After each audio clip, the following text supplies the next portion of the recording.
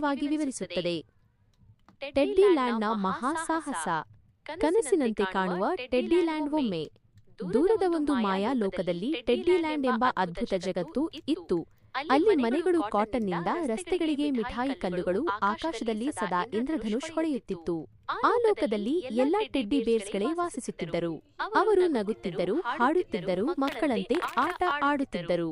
ಟಿಂಕು, ಚಿನ್ನದ ಹೃದಯದ ಟೆಡ್ಡಿಲ್ಯಾಂಡ್ನಲ್ಲಿ ಒಬ್ಬ ವಿಶೇಷ ಟೆಡ್ಡಿ ಇದ್ದ.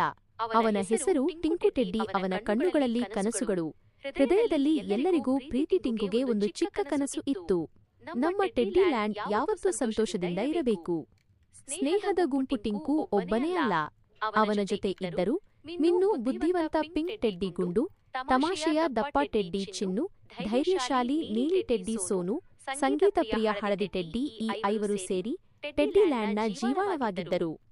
ಕತ್ತಲಿನ ಮುನ್ಸೂಚನೆ. ಒಂದು ದಿನ ಅಚಾನಕ್ ಆಕಾಶ ಕಪ್ಪಾಯಿತು, ಹೂಗಳು ಒಣಗಿದವು, ಟೆಡ್ಡಿಗಳ ನಗು ನಿಧಾನವಾಗಿ ಮಾಯವಾಯಿತು.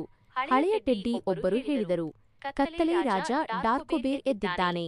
ಡಾರ್ಕೋಬೇರ್ನ ಶಾಪ. ಡಾರ್ಕೋಬೇರ್ ಒಮ್ಮೆ ಒಳ್ಳೆಯ ಟೆಡ್ಡಿಯಾಗಿದ್ದ, ಆದರೆ ಅವನಿಗೆ ಪ್ರೀತಿ ಸಿಗಲಿಲ್ಲ. ಅವನ ಹೃದಯ ಕಲ್ಲಾಯಿತು. ಅವನು ಸಂತೋಷವನ್ನೇ ದ್ವೇಷಿಸಲು ಶುರು ಮಾಡಿದ.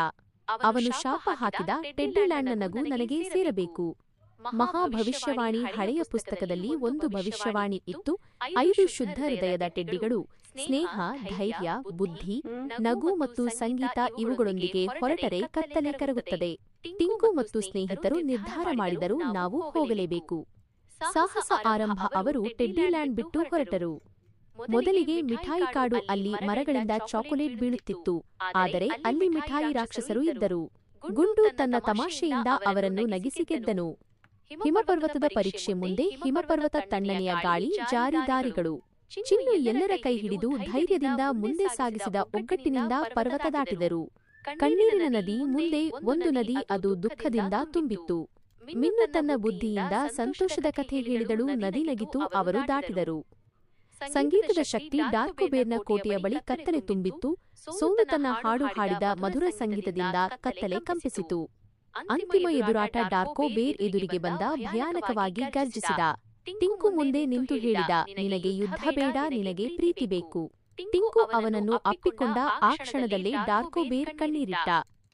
ಬೆಳಕು ಮರಳಿದ ಕ್ಷಣ ಕತ್ತಲೆ ಕರಗಿತು, ಬಣ್ಣಗಳು ಮರಳಿದವು, ನಗು ಮತ್ತೆ ಹೂವಾಯಿತು. ಡಾರ್ಕೋಬೇರ್ ಒಳ್ಳೆಯವನಾದ. ಅವನು ಕ್ಷಮೆ ಕೇಳಿದ. ಮಹಾ ಉತ್ಸವ. ಟೆಡ್ಡಿಲ್ಯಾಂಡ್ನಲ್ಲಿ ಭಾರಿ ಉತ್ಸವ ನಡೆಯಿತು. ನೃತ್ಯ, ಹಾಡು, ಆಟ. ಟಿಂಕು ಮತ್ತು ಸ್ನೇಹಿತರು ಟೆಡ್ಡಿಲ್ಯಾಂಡ್ ಹೀರೋಗಳು. ಅಂತಿಮ ಸಂದೇಶ. ಪ್ರೀತಿ, ಸ್ನೇಹ ಮತ್ತು ಒಗ್ಗಟ್ಟು ಯಾವುದೇ ಕತ್ತಲೆಯನ್ನು ಸೋಲಿಸಬಹುದು.